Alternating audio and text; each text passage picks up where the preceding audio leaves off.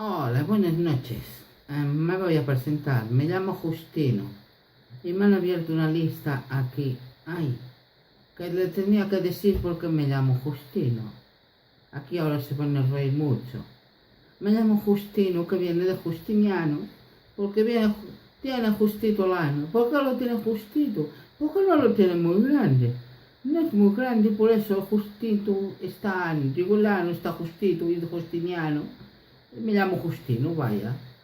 Y me han hecho una lista aquí en Yo lo que acudí, que como esto vaya más, pues me tendré que hacer un canal yo.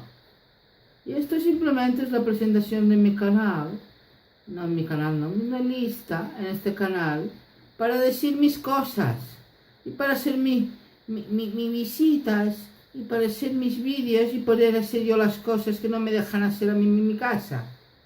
Porque así, siendo un Justino, pues soy yo mismo. Y no eres tú.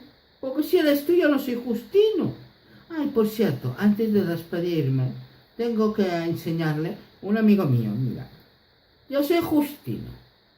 Y este es Ambrosiño.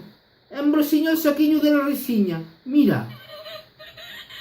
Se ríe mucho, y solo. Y no le cuentas ni chistes y se ríe. Ja, ja, ja, ja. Bueno,